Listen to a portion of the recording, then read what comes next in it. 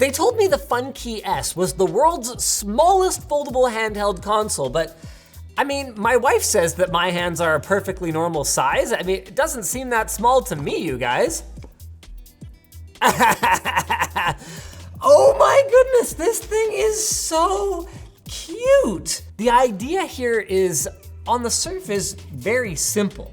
It's to have a PlayStation 1 capable emulation machine that is so small that you could conceivably carry it around on your keychain. But everything about the execution is absolutely incredible.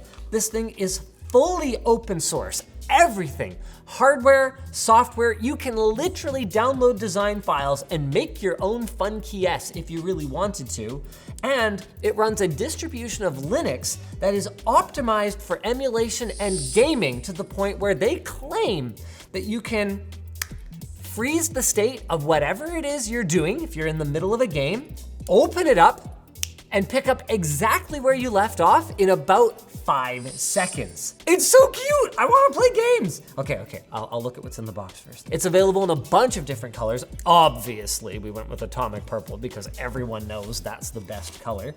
And included in the box, you get, yeah, micro USB cable. Yeah, it's USB micro instead of USB-C, which is a bit of a downer, but I also get it. They needed to make this thing as small as freaking humanly possible. And you get a variety of different colors of D-pad and buttons. I love it. Cute little user manual in the shape of the FunKey. It shows you how to turn it on, turn it off, and shows you how to use the function button. So you can change the aspect ratio, you can change the zoom, you can adjust the volume and brightness, and you can take a screenshot. With function plus the shoulder buttons, I can't believe that. They squeezed shoulder buttons onto this thing? You can bring up system stats. Transferring files is as simple as dragging and dropping them. There's a micro SD slot inside, which supports cards up to 128 gigs, and it comes preloaded with some royalty-free games, but I mean, look at this thing. Obviously, if you were to copy paste some ROMs or ISOs over there, it would know what to do with them. Speaking of copying things over, we found the instructions not the most intuitive, but system upgrades are also performed by dragging and dropping a file. Right, I won't play games yet, right, we gotta look at the I/O. Okay, so on the back, you can clearly see the 410 milliamp hour battery, so at 3.7 volts. What is that in watt hours? I don't know, I don't feel like doing the math. The point is, it's a really small battery and people are claiming anywhere from 2 to 3 hours of battery life out of this thing. It can be disassembled using 2 Phillips head screws, revealing the ARM Cortex-A7 processor at 1.2 gigahertz, 64 megabytes of DDR2 memory, and an incredible 10mm mono speaker. But don't take my word for it, I will be opening it up courtesy of, that's right my friends, finally, the LTT Precision Screwdriver. That's right, this video is brought to you by Creator Warehouse. I've got talking points and everything. How professional. We're launching the ultimate precision multi-bit screwdriver. It's built with an anodized aluminum handle with diamond etched knurling, making it an absolute delight to hold in the hand. It's got a strong neodymium magnet at the tip that keeps your bits in place and holds onto your screws once you remove them. Oh yeah, look at that, holding my screw, look at me and my bad self. Speaking of bits, it's got internal storage for up to 3 bits. The end cap is interchangeable. That's right, my friends, concave, flat, and convex tips. And embedded within the cap is a hybrid ceramic ball bearing for the smoothest turning experience, not to mention that it's a heck of a fidget toy. You might have noticed that the shaft on them is a little bit longer, so you can get into deeper devices a bit more easily than some other precision drivers. Sign up at the link in the video description, and you can be one of the first to get your hands on one of these. We weren't going for the highest performance here. I'm actually kind of impressed that this thing runs PS1 games. Do I get to game now? Yes, sir. Okay, finally.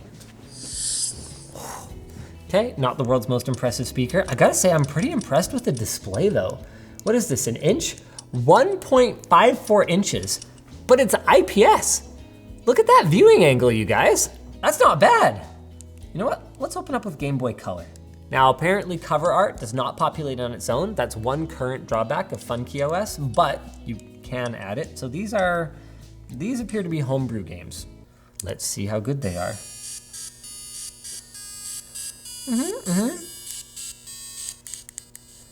Not the world's most amazing speaker. I have a witch hat. Oh, pew pew, a pew pew, pew pew, pew pew. Oh, cool. Like SteamOS, they've built in an overlay that can be accessed from within any game or application.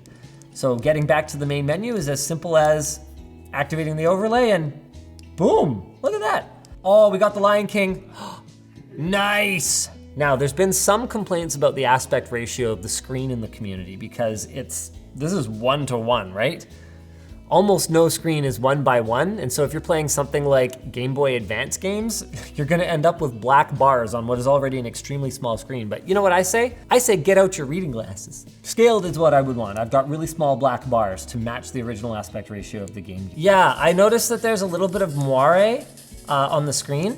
That is not visible in person. It looks pristine. Oh no! No!